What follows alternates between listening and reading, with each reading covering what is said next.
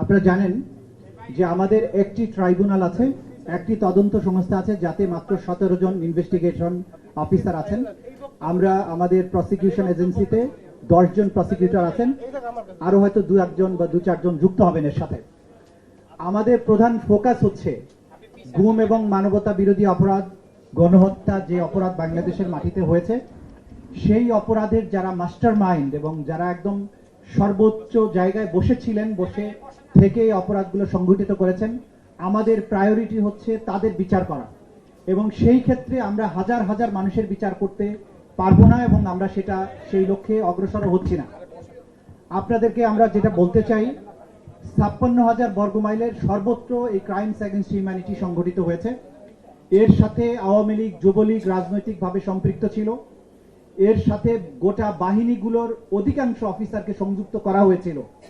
কিন্তু এই বিচার যদি দেশব্যাপী সকল কিছুর বিচার আমরা করতে যাই, এই ট্রাইব্যুনালের পক্ষে সেই বিচার সম্ভব নয়। ক্রাইমস এগেইনস্ট হিউম্যানিটিতে সাধারণত টপ কমান্ডারদের বিচার করা হয়।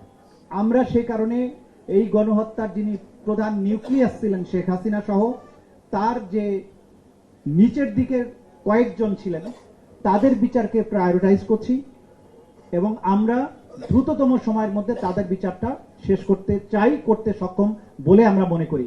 কিন্তু সারা দেশব্যাপী বিভিন্ন জায়গায় যত অপরাধ হয়েছে, গ্রাউন্ড লেভেলে যারা অপরাধের সাথে সম্পৃক্ত ছিলেন তাদের বিরুদ্ধে বিভিন্ন থানাতে মামলা হয়েছে। আজ সাধারণ আদালতে যে বিচার চলছে সেটা চলমান থাকবে। সেই বিচারগুলো করতে কতদিন সময় লাগবে সেটা সংশ্লিষ্ট আদালত বলতে পারবেন। কিন্তু আমাদের আন্তর্জাতিক অপরাধ ট্রাইব্যুনালে প্রধান অভিযুক্তদের মামলা ইনশাল্লাহ সবার বিচারই প্রায় আগামী 1 বছরের মধ্যে আমরা শেষ করতে পারবো বলে আশা করছি এবং আশা করছি সেটা সফলভাবে আমরা করতে পারবো।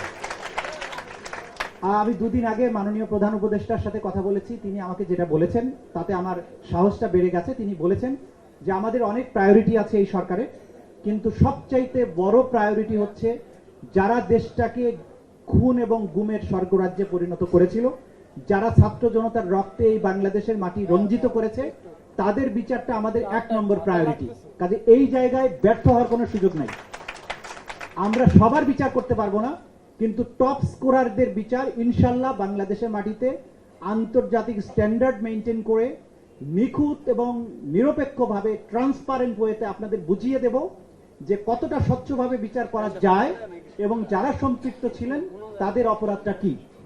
আপনারা আমাদের প্রতি সমর্থন অব্যাহত রাখুন, আমাদের প্রতি আপনাদের সাহায্যের হাতটা প্রসারিত রাখুন। ইনশাল্লাহ নির্দিষ্ট সময়ের মধ্যে আমরা আমাদের কাজটা করতে সক্ষম হব। আপনাদের সবাইকে ধন্যবাদ।